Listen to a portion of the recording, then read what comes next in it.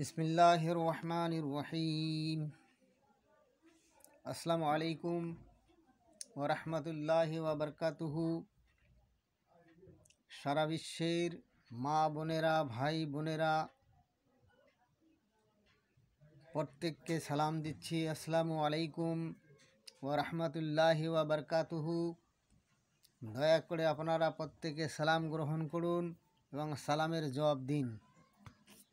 और दया करे भिडियोटाके ठेलिए देवें ना दिए आपनारा मन दिए शुनुन। इस्लाम सम्पर्के आमादेर जाना खूबই जरूरी। इस्लामेर मध्य कत किछु जिनिस रयेछे एगुलो आमरा मुसलिम हयेও अनेकेई जानी ना। ताई आमादेर जन्य प्रत्येकेर जाना खूबই जरूरी। केनना दया करे एटाके भिडियोटा आपनारा शोनार संगे संगे सबस्क्राइब करुन एवं शेयर करे अन्योर काछे पौंछिए देवार जन्य चेष्टा करुन। एटा आमार अनुरोध। आल्लाह ताबारक ताआला इस्लाम धर्मेर माध्यमे कतगुलो कुरान थेके आयात नाजिल करेछेन। जेरकम आल्लाह ताबारक ताआला बोलेछेन आमान्तु बिल्लाहि व मलाइकातिहि व कुतुबिहि व रसूलिहि वल यौमिल आखिर वल कदरि खैरिहि व शर्रिहि मिनल्लाहि ताआला वल बासि बादल मौत। एकटी शब्द एकटी आयात बोलेछेन। कि बोलछे? आल्लाह ताआला तार फेरेस्तागण किताब समूह एवं नबी ও রাসূলগণ কিয়ামত ও তাকদীরের ভালো মন্দের প্রতি এবং মৃত্যুর পর পুণ্য স্থানের প্রতি বিশ্বাস স্থাপন করলাম। আল্লাহ তাবারক তাআলা এর অর্থ বলেছেন। তাই নামাজ ইসলামের 5টি স্তম্ভের মধ্যে নামাজ সর্বশ্রেষ্ঠ। কতগুলি প্রার্থনা বাক্য সহ বিশেষ বিশেষ উচ্চারণ যথা রুকু সেজদা ইত্যাদি সমষ্টিকে নামাজ বলা হয়। সৃষ্টিকর্তা ও প্রতিপালকের প্রতি কৃতজ্ঞতা নিবেদন, তার স্মরণ এবং গুণকীর্তন এই বিশেষ পদ্ধতির মাধ্যমে করা হয়। দিন রাতের 5 ওয়াক্ত ফরজ নামাজ হলো যথাক্রমে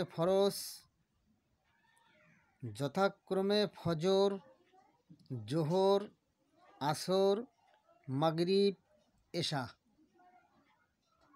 এই ফরজ নামাজ ছাড়াও যে নামাজ আদায় করতে হয় তা হলো ওয়াজিব, সুন্নত এবং নফল।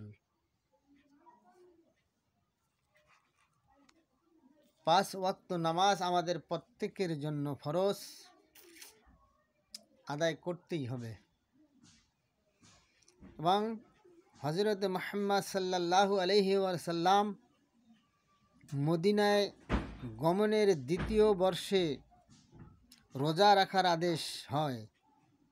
সূর্য উদয়ের আগে সুবহে সাদক হতে সূর্য অস্ত পর্যন্ত পানাহার এবং অন্য নিষিদ্ধ কাজ থেকে বিরত থাকার নাম রোজা।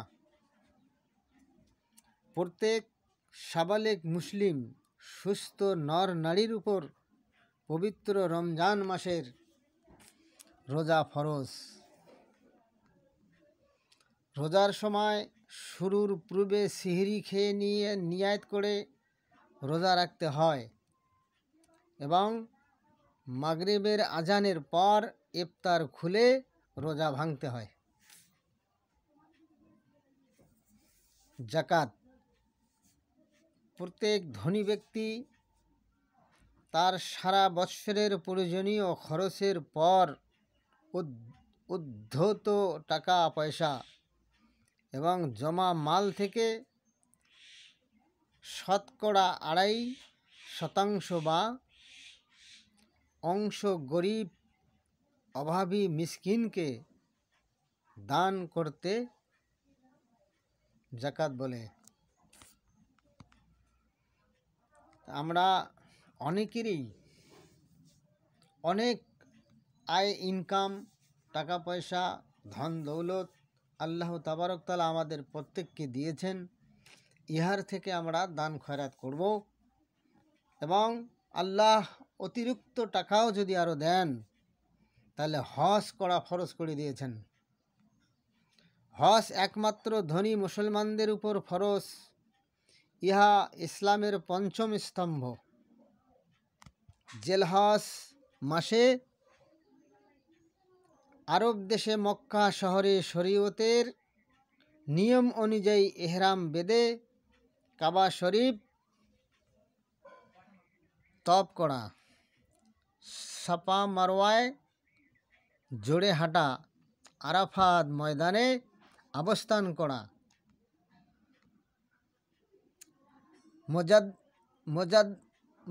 মুজদালফায় রাত্রি কাটানো, মুজদালফায় রাত্রি কাটানো, কুরবানি করা, মিনায় শয়তানকে কাকর মারা এবং মক্কা মদিনায় আরও কিছু বিশেষ বিশেষ জায়গায় জিয়ারত করাকে হজ বলা হয়। হজের প্রয়োজনীয় অর্থ অবশ্যই বৈধ পথে উপার্জিত করা প্রয়োজন।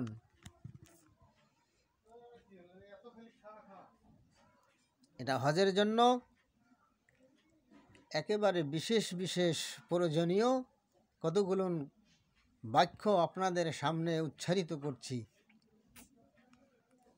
তাই যেমন অনেক রকম ধরনের আমরা মানুষ রয়েছি, কেউকে ঠগিয়ে, কেউকে ধোকা দিয়ে, কারো জমি জায়গা ঠগিয়ে নিয়ে বিক্রি করে এই সমস্ত টাকা পয়সা দিয়ে আমাদের হজ করা ঠিক হবে না। এই হজে আল্লাহ তাবারক তাআলার দরবারে কবুল হবে না।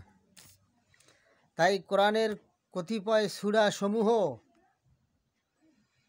আমাদের সুষ্ঠুরূপে মুখস্থ করা, কলেমার পরে নামাজ ইসলামের গুরুত্বপূর্ণ স্তম্ভের মধ্যে অন্যতম। নামাজ সম্পূর্ণ করার জন্য কোরআন শরীফে কিছু সূরা জানা একান্ত প্রয়োজন।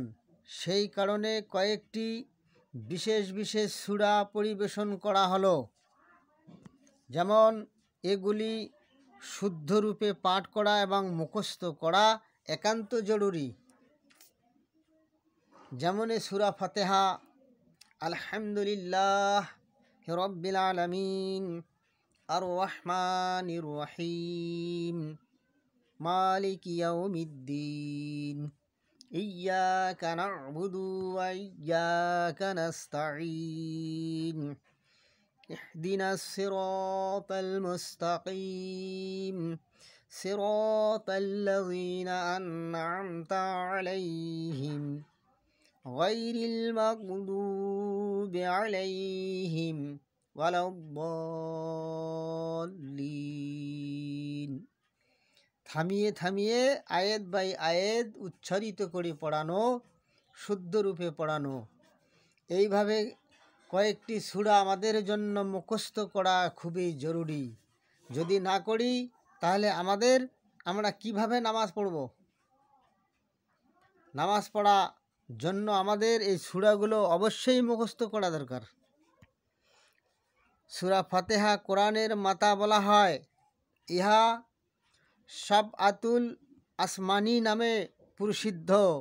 কোরআন শরীফের প্রথমের স্থান হওয়ার একে ফাতিহা বা উম্মাক্তকারী সূরা বলা হয় থাকে। কোন কোন তফসিরকারের মতে এই সূরা সর্বোত্তম ফেরেশতা জিবরাইল আলাইহিস সালাম হযরত মুহাম্মদ সাল্লাল্লাহু আলাইহি ওয়াসাল্লামের কাছে এনেছিলেন তবে মোতাভেদ আছে।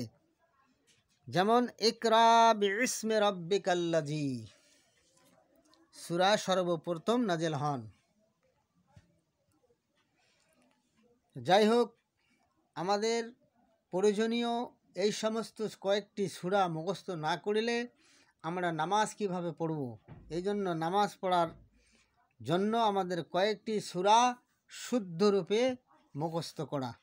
আল্লাহ আমাদের প্রত্যেককে শুদ্ধরূপে কয়েকটি সূরা মুখস্থ করার তৌফিক আতা ফরমাউক, আর 5 ওয়াক্ত নামাজ আমাদের প্রত্যেককে কায়েম করার তৌফিক আতা ফরমাউক। আমিন।